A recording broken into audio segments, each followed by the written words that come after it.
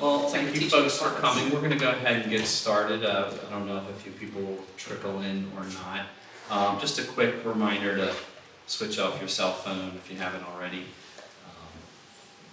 Totally fine if you need to take a call. We are recording this, so if you need to take something, if you don't mind stepping out for that. That's what the guy in the funny headphones up here doing, recording the background.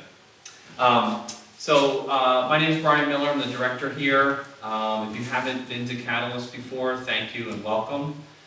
We opened this past May, so if you're not familiar with it, that could be why.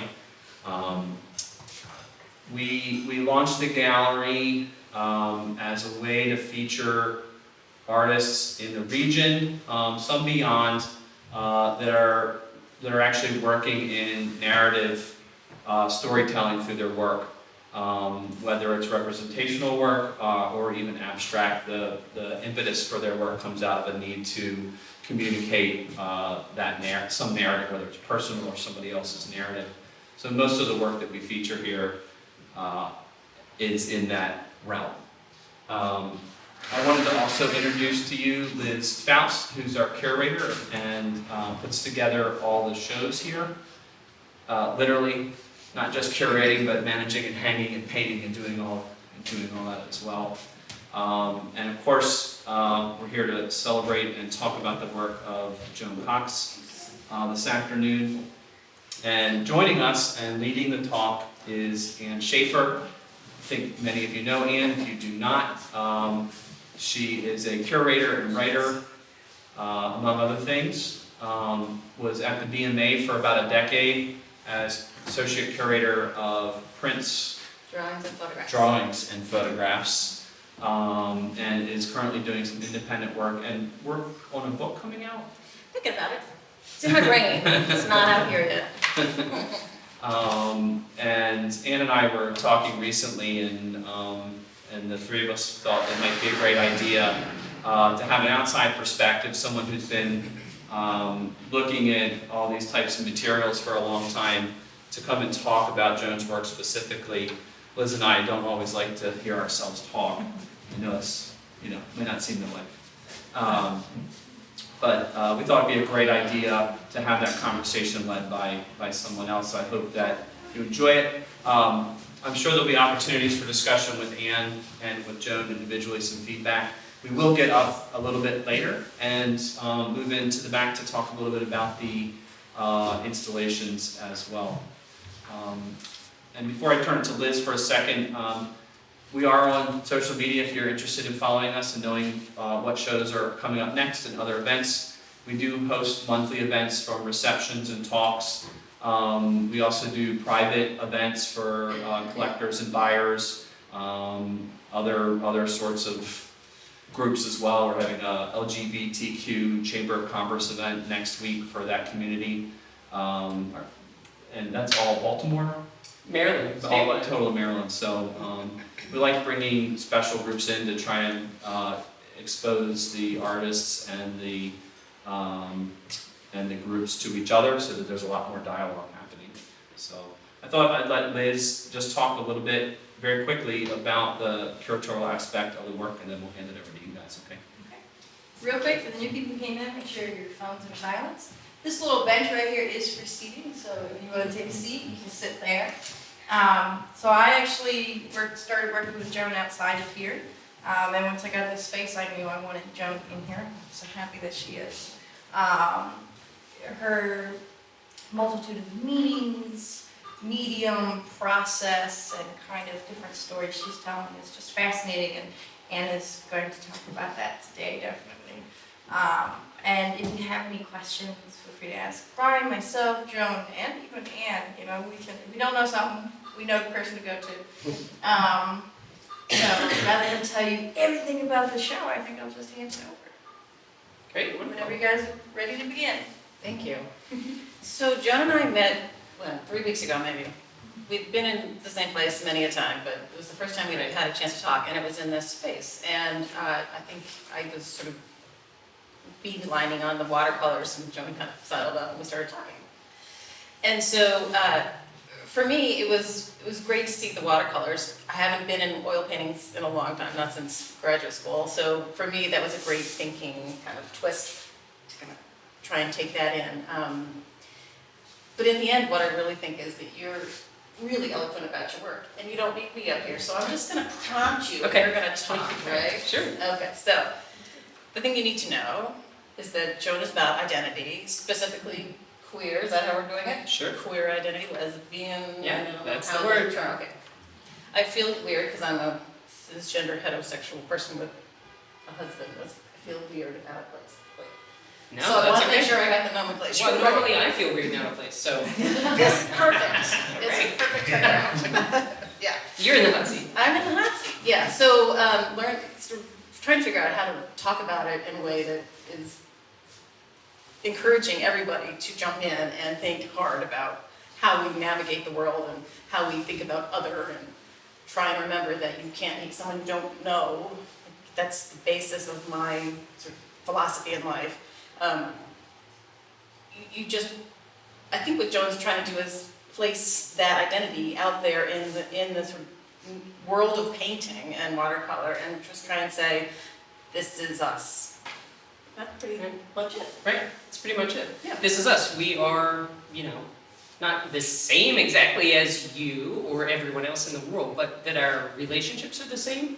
The depth of them, the feelings that we have, and the fact that, I could go to probably 50 different museums and not see one image representing two women together, unless, they're sisters or maids or who knows what, right? Or they're just, 5 nudes by Picasso to look at and enjoy from the male gaze perspective. So what I'm trying to do in my work is to present those images, and the larger oil paintings are really more portraits, and then the smaller ones, despite their smaller size, are more iconic and more, I think, relatable for people to view. Like, you could view this single figure on the beach here as yourself or a sister or a mother or something, and then I've got 2 figures on the beach here, and they are lovers for sure in my world, but you may view those as just, iconic mother, daughter, sisters, whoever. So the work is just trying to present those images and those personal relationships of women together in that intimacy. Right. The thing that I find so interesting about you and your work is that there's this real push-pull. There's the oil paintings, which you do in a studio in the top of the house, and then there's the watercolors that you enact in the bottom of the house, and there's heavy dark oils, and then there's light paper and clearness and luminosity. I mean, it's just this fascinating kind of push and pull, which I think, I don't know, it's fascinating to me. It's interesting. Yeah, people do feel like maybe they're 2 different artists creating these works. Yeah. And this is, I give credit to Liz and Brian for putting the show together, and Liz for curating. I mean, I have a lot of works, and they chose these specific ones, and how they could talk to one another, and like in other shows I've had, it's all oil paintings sort of on this wall, and then the watercolor monotypes on this wall, and they're living a little separately. I think this environment here is really nice in the way it's presented to bring them together and allow you to see, how they do relate. This piece here is an oil painting, and that is the watercolor monotype, but it's from the same session with the same models and the same everything. I mean, you might call that one a study in a way, but it's just a completely different work of art. Sure. So the oil painting is a riff on a 15th century anonymous picture that's celebrating the mistress of the king who has become pregnant, and that's supposedly her sister squeezing on her. Right. To say there's a baby coming, milk's coming. It was back then, people actually focused on the fact that, women fed babies. It's not really a thing anymore. Right. So it's confounding to me. It's at the Louvre. I don't know if you've ever seen it in person. I haven't seen it in person because I go in there and see the Mona Lisa and skid out. But it's the weirdest, for me, the weirdest thing, because it could be a sort of coded queer picture, but it's also this sexualized sister, ooh, what's going on?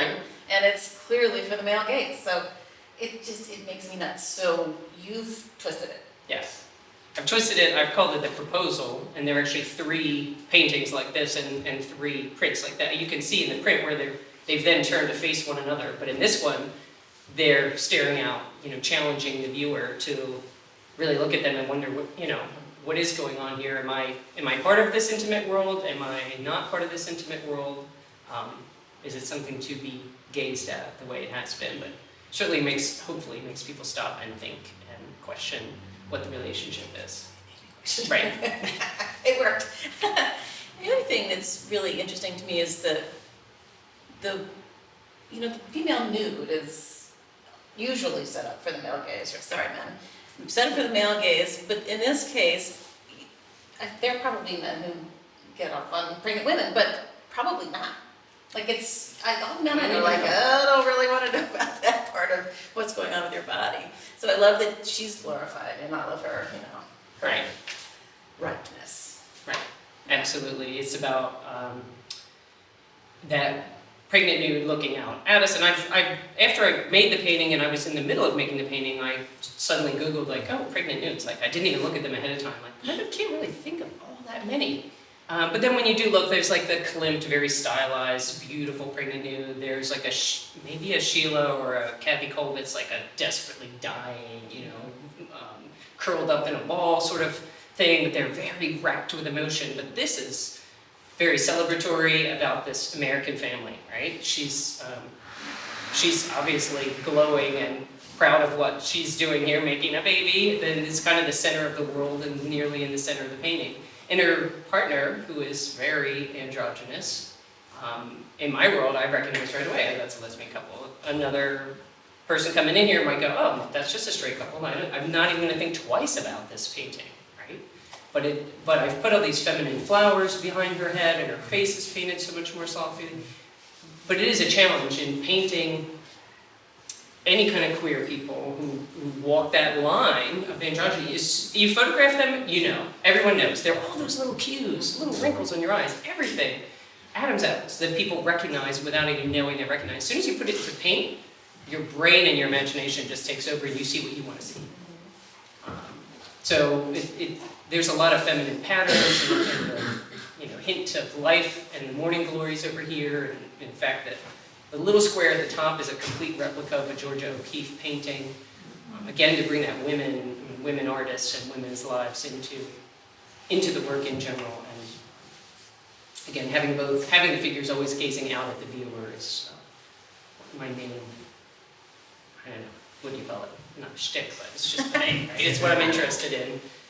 And the patterns too, the plaid is as masculine, which is ridiculous. I mean, it's all ridiculous. Pink is just a color, people. It makes me crazy. But this sort of riot of pattern, and then this kind of dark background. To me, it's like you're painting an old master painting to place the queer couple in the old master canon. It's very much like that. And when I discovered Kehinde Wiley, who does that for the African American culture, putting amazing young black males wearing their Nike shoes and things on Napoleon horses and with gorgeous patterns. But I discovered him, I don't know, it wasn't like I've looked at him and gone, oh, I want to do that same thing. I think somehow we're all kind of, I don't know, like the Impressionists, we're all kind of working in a similar way. Amy Sherrill, Kehinde Wiley, I'm looking at all these African American artists, Kerry James Marshall, they're all my favorite and who I look at, and maybe somehow they do seep in there, but I think we're on the same task list. Okay, let's get representation in these museums. Let's get these other, diverse lives on canvases and in places where people can see them, outside of photographs and billboards and magazines. I had a Representation Matters show in my brain for a long time, because that's the through line for all of the artists you mentioned is, I don't see myself when I go in the museum. I see myself nowhere.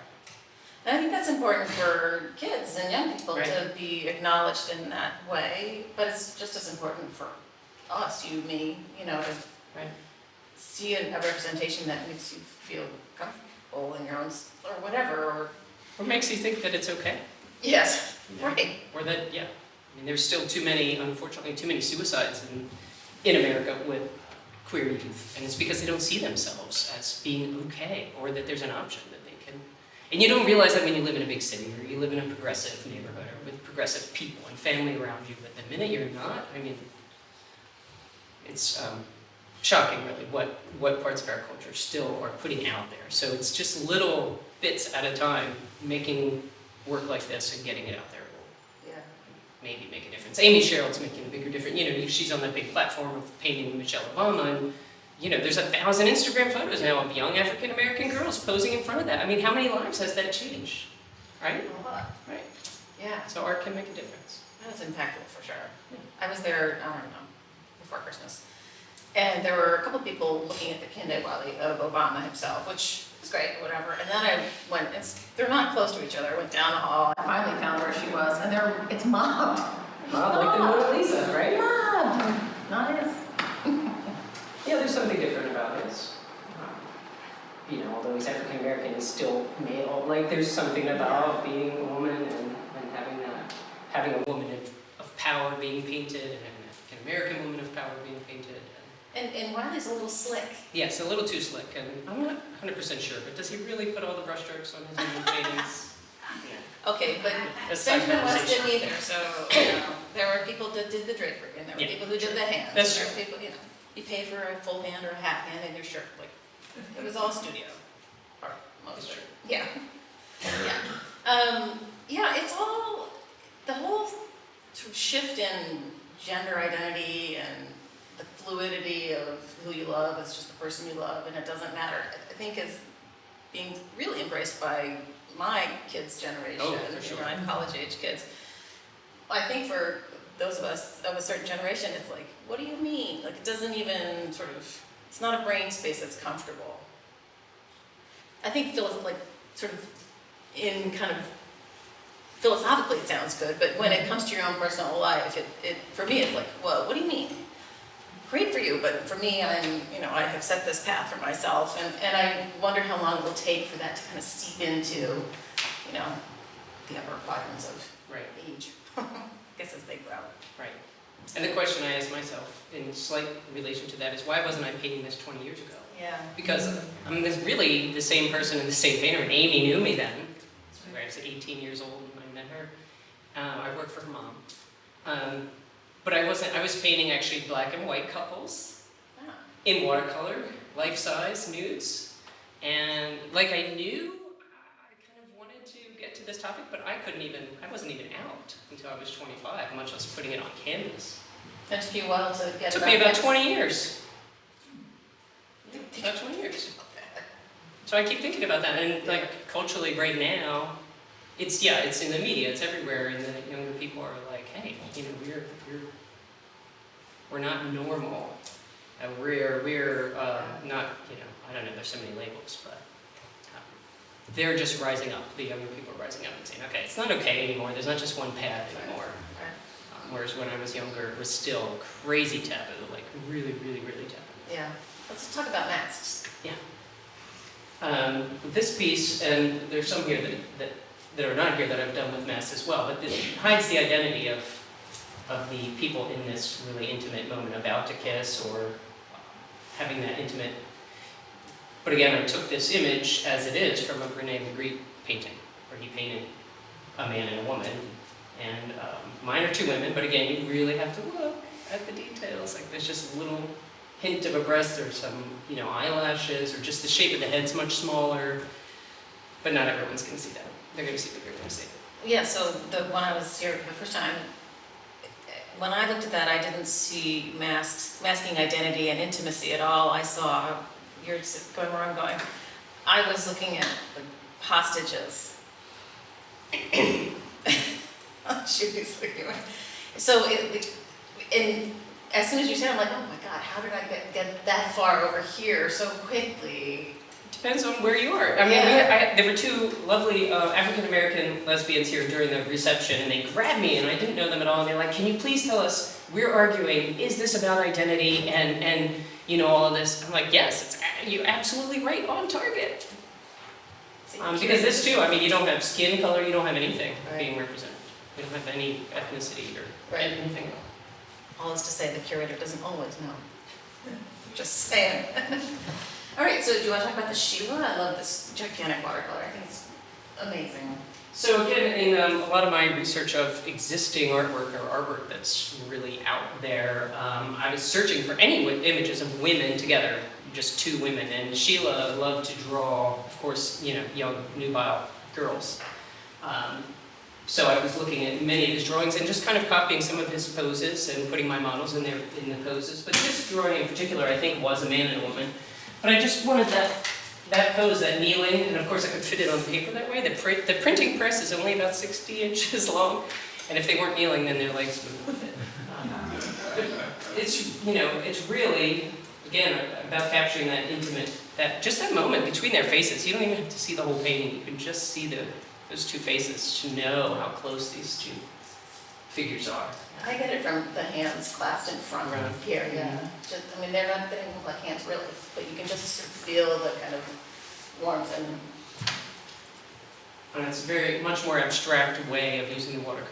So when I was younger and painting these watercolor nudes right on the paper, you know, watercolor is a one and done kind of thing. You make the drawing, you put the paint on, it's done. There's no experimentation. But when I paint on clear mylar, plastic, and then print it onto the paper. And by doing that, all of these little watery marks and the pigment moves all around and it rests in final places that I didn't even put it in to begin with. So like you say, the hands, you just know their hands. Right, the proportions are right enough or the colors are right enough, but it allows me to be so much more abstract in the details.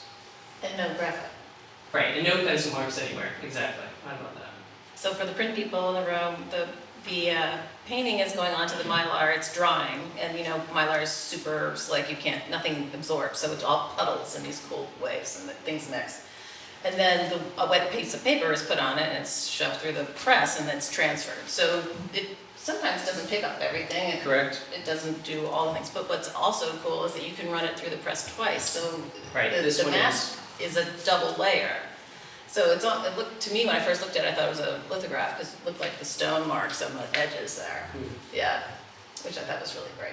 But you can get that transparency, which is the beauty of watercolor, but you can also get layering, which you normally can never get in watercolor, by laying down. So the background is like blue and also red, just sitting right on top of each other.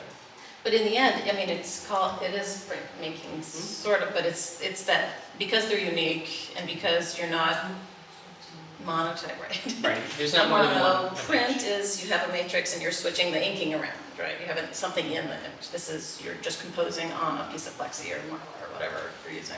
It's like printing. Yeah. Yeah. Quite really helpful. Right. So it's printmaking, but it's much, to my mind, much closer to watercolor painting than it is to printmaking, really, in the end. Which is not to say you're not a printmaker. Right, no, Prints rule. it's one and the same. Yeah. Yeah. What else? Let's see. Everyone recognizes the self-portrait at the back, right? Which was from several years ago now. Yes, time keeps flying. Yeah. 2013. So that's 2013. Mary and I, she's in the back. And Mara, there she is by the door. Mhm. Yeah. And there's this sort of discussion on a video I was watching of you about who's the sort of prime person in the picture, and you Right, say so- that it's Mare, but Right, it's not, I think it's me. yeah. So this painting, again, unlike this one, just completely original composition, but this one was inspired by a German artist, Enya Hausner, and she painted a similar painting with two women on a couch with patterns and things. But in her painting, it's the figure on the left who's really arresting and grabbing the gaze of the viewer. So I set this up at home and used our own blankets and our own world, and what I think comes out is that masculine and feminine, like the domestic environment that we have that's so us. But in painting as in any self-portrait, I was working my face so long that the gaze was so intense that it switched the whole composition of the piece. And obviously, like Mare's just more relaxed. She's there, she's looking out at everyone, but I'm like, hey. What are you guys looking at? This is our intimate domestic space. But at the same time, we're okay with you knowing about it. We're okay with you, coming into this domestic space. Well, he was the artist they're asking us to. Exactly. Right. Yeah. I find it really interesting that the people, I mean, I know these are people you know. Yeah. You don't just sort of hire a random model. No, they have to be real couples. Yeah. And they've been models for me numerous times. Right. But the people in the watercolor are sort of figments of the imagination. No, I have models for everything. Oh, okay. Yeah. Huh. People you know? Yep. Oh. They feel much more imaginary to me. Well, that's why I said the smaller ones, Yeah. they're less portrait Yeah. and they're more universal, Right. Yeah. just in how they're painted. Right. Yeah, no, I agree. Yeah, what else do we need to talk about? Let's see. So, can we talk about the art history piece and why that's so important? Well, I think we covered it a little bit already in the fact that, I go to museums and I'm just not seeing, right, representation that I want to see. So I just started really Googling with the beauty of, the internet that didn't exist when I was in my 20s. And you had to go to like the Micah Art Library and dig up Yeah. artists that you didn't know about or hope that a teacher told you about an artist that you never heard about. I mean, I can just Google all day long, all different phrases and, galleries and museums, 2 figures, 2 women, whatever, all the buzzwords, and just search and search, and then find papers online, academic papers, and Tamara de Lampica is a, underknown lesbian artist who painted some Art Deco style lesbian women, but she also kind of profited and did a lot of portraiture and kind of made a very good living, and in some ways that was looked down upon in the art world. But anyway, I discovered all these artists and that just propelled me on that just general path of, okay, I'm gonna just make from my life. And But the little quotations are, they're kind of winks almost. sure, Sort of. sure, yeah. The little Georgia O'Keeffe there. Yeah. I mean, yeah. It's, there's so much symbolism in a painting. There's not just the figures, there's not just the composition, there's, like you said, the patterning, the background, what I choose to leave in. Of course, I took a photo in their bedroom, right? But there were things everywhere that I took out, edited out, things I added in, and things highlighted. And then it all has to do with the flow of the work, where you're looking, how your eye can loop around there, and think about the hopefulness. But if I'm gonna put in flowers in the 21st century, I'm not gonna just, paint any old flowers. I'm gonna look, well, who's the best flower painter, and why should I refer to that in some way? What does success look like in your career? No, that's a good question. I love the question, I think for every artist, it's quitting the day job. Quitting the day job is success. It doesn't matter if I sell 1,000 of them or if I never sell any, but suddenly I just am in a place where I could really paint all day, every day. That's, I think, the goal, as the success goal, is to paint all day, every day. Yeah. So that I could just explore, what's coming next, where am I going next, and have people see the work. It's really it. Like I said, even if I never got paid for any of them or sold any, if more and more people saw the work. I mean, Amy Sherrill's portrait, right, it's commissioned by the National Gallery, the National Portrait Museum, because she won that contest, right? It's not like she made $1 billion on that one painting, but so many people are seeing that painting. And of course, then it's pushing her career to amazing ways, and she's doing commissions galore. Waitlist. Right, waitlisted, sure. I mean, that would be a wonderful thing. Yeah. And if you had the ultimate exhibition and you were paired with one artist, who would you be on the wall with? Wow, good tough questions. That is a really good tough question. I mean, you have affinities with so many Right. people you've already mentioned. Right, Carrie right, James, all that. right. Goodness. But Xenia, maybe. Oh, that would be fascinating. I mean, There's the Austrian artist named Xenia with an X, Xenia Hausner, who does figurative work. very large. She's a little overscale and very dramatic. She comes from the theater world and painting backdrops. But her painting You should look her up. Yeah, look her up. I had not heard her, and I was Ah, like, okay. oh my god. Right? Amazing body of work. Yes. Yeah. Yeah. I don't know, there's something that really resonates about Carrie James Marshall's works, and I know that they're much more political. Maybe mine are political too, culturally political, but...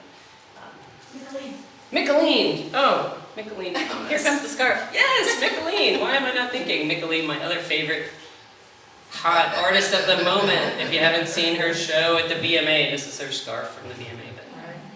But she's actually a lesbian artist as well, but most of her work does not focus on that, but it focuses on strong women and painting the figures like her mother and her aunts in the 70s who inspired her as to what and why and how women should be portrayed.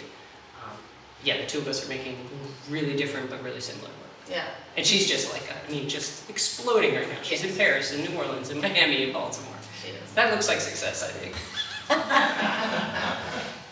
I feel like there is that it's hot to be a person of color. Right, right, And it is. that if you're a person of color and queer, even better. Right. But I that think it you're right. hasn't circled back around to, you know, just like all the intersectionality, the more intersections you have, Right, you know, gender, race, class, all that stuff, you know, you're the hot ticket. sure. Yeah. And it's so- true, but you know what? I think it's long overdue, Of long course, overdue. So, of you know, I only course. have my like one little toe in the pool of diversity, I know, and that's but- fine, but, yeah, Lift everybody up. it's true. Yeah, it's hard. Can't do it all. Can't do it all. Yeah. So there are some images in the back room, which some of you wandered through earlier, that I think we want to probably finish with. There's no chairs back there, so if you need to sit, you're going to stay here. Can I ask a question? Of for- course. Yes. Tell me about your choice of color on your flesh tones. Right, so a lot of this is inspired by Xenia Hausner, so when you check out her work, so she uses so many colors in her skin tones, and I first saw them probably in 2000 in Berlin in a museum show, and I just walked into this gallery and I was just like on the floor with, you know, I love this way of painting skin. I mean, we've all seen 1,000 artists paint skin, and some of the most famous ones I don't even care for. Renoir? No, yeah, Renoir, but no, but It's these very are so close, yes. not Renoir, but yeah, but he does, yeah, I don't like his. No, but- Oh, and who's that figurative painter with the name like the psychologist, Freud. Oh, I can't stand Freud. Oh, his bodies look dead. They're so dead and white. So anyway, I saw hers and initially tried to mimic that, right? Like, how do I mimic this style that she has but make it my own? Well, So. you don't follow through outside of flesh tone, that type of. Right, it's not an impressionist painting in that way where the whole thing is treated the same. Nope, I can't seem to manage that. But you know, like from a painting perspective, I don't think I want to. It's about the life that's under the skin. You know, it's constantly moving, and there's that blood pumping and energy flowing, and auras coming out, and warmth of life. So trying to capture all of that in a fresh, alive kind of way, very so opposite of Lucian Freud. But there's definitely a through line from German Expressionism, right? Is that where you're going, Scott? Well, I just wanted to know, I mean, because that her use of the colors that are displayed of the flesh tone are limited there, it becomes more dramatic Yeah. and more obvious. And it follows through when the painting back there. Mm-hmm. I don't see it as much in your monotypes. Obviously, this close-up of a wood doesn't seem to happen at all. Right. No, it's just an oil painting thing, and that's why they are more different. Well, yeah, It's very primary colors around the figures, and then you get into the very fauve coloring. Mhm. Well, I keep seeing like the galaxy in her belly, you know, Oh, sort of yeah. a swirl Yeah, of life, you know, possibility. Yeah. Any other, before we get up and move, anything else, Scott? One other, I deal in transparent color, and when I try to think about trying to work in oils, these oils work colors. Oils. I just think it's the colors I can't start, but they seem like fun compared to the transparency that I get with watercolors. How do you deal with those two different worlds? So different. They are so different. It took me years to really figure out what and how I wanted to work in oil and what my style was going to be in oil. Because I started out in watercolor, and I would have never come back to watercolor except I went to grad school and learned this weird printmaking process, right, where I'm painting on mylar and plastic and making these prints. I had transitioned to oil painting because the watercolors got boring. As I said, you just draw them out and you paint them and you're done. The oils presented so many more options, but initially, I mean, it probably took me 5 years of making mud paintings, really, and building layers and changing my mind and not necessarily always being happy with the result when it comes to an oil painting. But I am now. I think I'm at a place where I'm finding my voice when it comes to the oil painting. But it's completely different than... It's a big trick. It's one of the things, the distinction between the mediums is the type of patience that required. I have a lot of patience in general, in life, so I don't know. Well, they both require patience. Yeah. Well, I mean, I don't think anybody in artists can be successful in a medium that don't have the patience. Right. I think this is so diametrically opposite. That's curious. So Congratulations. Well, thank you. Yeah, you are 2 artists, so, yeah. And third. And there's a third, Three. style in the back, 3. which is not really related to this work. I was digging around today for some good quote, and I came across Harmony Hammond, who wrote Lesbian Art in America, which was published in the year 2000, although apparently it took her 10 years to write it. Just a little data point. And she, she's shaking her fist, right? We cannot afford to be silent or let others decide what kind of art we may or may not make, nor let our creative work be ignored, straightened, dehistoricized, decontextualized, or erased. There you go. She said it very well. She sure did. So this is Joan Cox, and she's saying it. Saying it, and it's 20 years after Saying that it. quote. I mean, it's, That's it's right. 20 years Well, later. that's kind of the sad part. Right. Yeah. Time moves too fast, I think. Well, and For those of us in it, Yeah. you know what I mean? Looking back on it, it's just, it feels like we should be farther along than this. right, in 2020.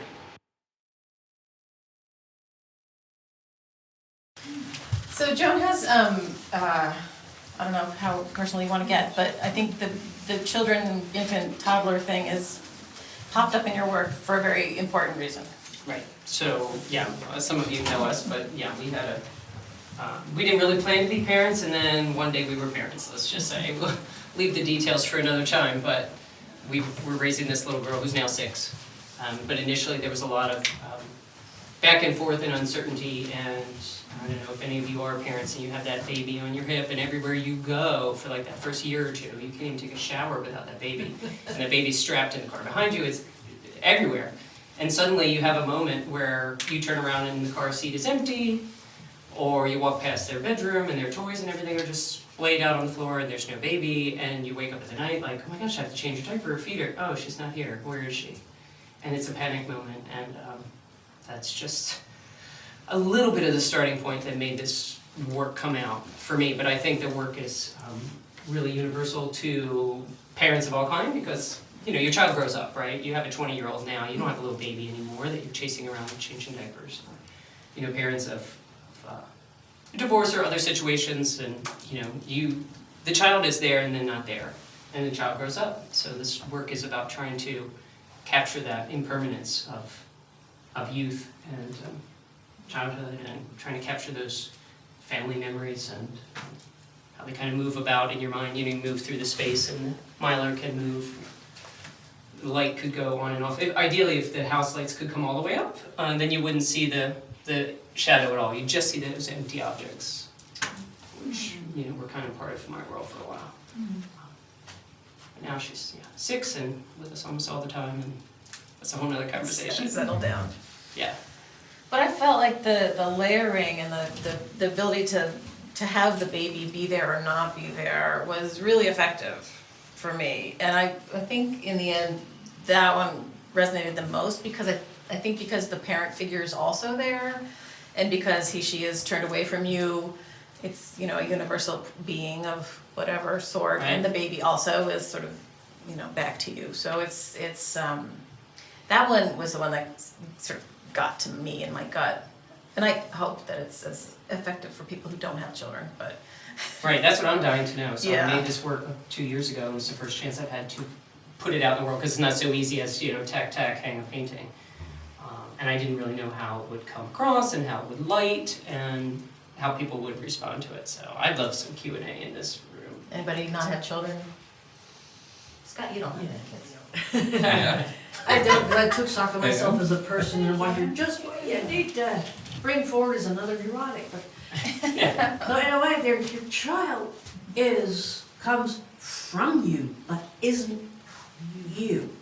The child is already an individual and is not an extension of yourself, Good point. but a helpless one at that. Mhm. And we're all nuisances to raise, and that's why nature made us so darn cute. So darn cute. So darn cute. So, what do you mean when you saw it? I said, yeah, she's a baby, but she's already a unique individual. Which if you have multiple children, you realize very quickly. Ah, okay, You know, they sleep differently, they get ready to sleep differently, they ride in a stroller differently. Everybody has his or her own personality. Even at a very early age. So how do you take that balance between what you'd like for the child and maybe what the child might want? How do you do that? Particularly when they're that young and can't talk yet. Right. Well, and how do you make art about children is one of the But I bigger see that questions separate too, design without together, being, like- cute At and, the same time, because the shadow is in the bed, in the wagon, if you move around the painting is not, it shifts, and it shifts. Children are tough, because it's like W.C. Fields always said, never act with children or puppies or whatever it was you said, right?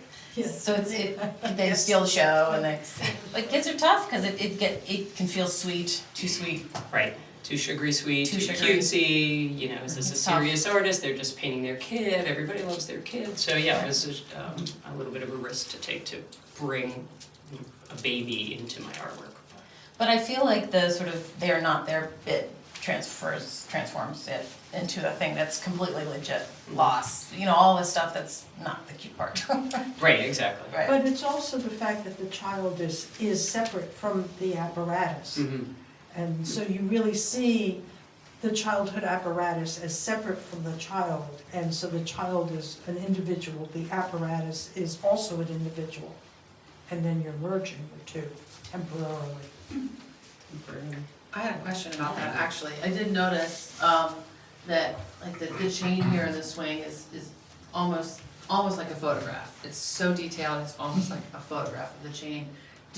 And then the image, of course, is a bit more abstract. Did you purposefully contrast, like, so much detail on what might be the, quote, unimportant part of the apparatus as opposed to the figure? Was that deliberate? That's a good question. The way I paint make the monoprint back here, I paint on a similar piece of Mylar as this, right? But if I'm painting these black wheels, and I'm putting a heavy amount of black on there, and I'm painting it just pretty realistically, I just sort of paint it in my style. And then when I print it over to the paper, it just gets way softer, and some details go missing, and other ones stick. And when it comes to this process with watercolor on the plastic, a hard detail like a chain it's gonna stay, because you can get those crisp lines on the plastic. And I think just some of the other areas like that, the swing part there is just sort of that, murky, soft green, there's no real hard areas on that swing, so I don't know, I think you're picking up that on the smaller things I can get really detailed. Yeah. And on the bigger things where the wash is, sort of the pigment starts to move around on the plastic and dry in different spots, and then when you print it, like all of this pink is all very washy, but the poles and the black part are pretty crisp and detailed. I just wanted those to be very, very crisp and fresh and empty.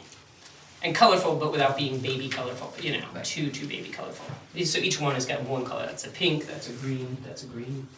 There are two others that are Have these been cute. exhibited before? What's that? Have these been exhibited before? No, this is the first time. Well, how do you see coming into this room? What do you see differently? What do you learn from seeing this installation? What I'm learning is from you all, what you're seeing, because I've been living with the work in my studio, hanging literally just like this, and I'm working around it for the past 2 years. I finally took it down because it's so sensitive, right? I finally took it down and rolled it up carefully and put it away about a year ago. But So you have it lit up like this in your studio? yeah, I have all these lights, clip lights hanging from my ceiling.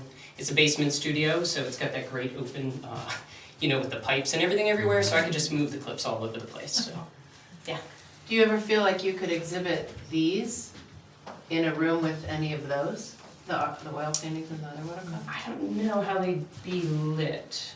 This was ideal with this back room. This is not normally an exhibit space here. Liz was like, oh, but I love these pieces that you have, that you're also working on. Let's clear out this, kind of storage, meeting, office-y room and do a little installation in here, which I think works well. But I've seen work that had similar requirements to these in museums, and normally like a little black box might be built, or I'd prefer like a white box, but you might need a way to experience them separately from that kind of work.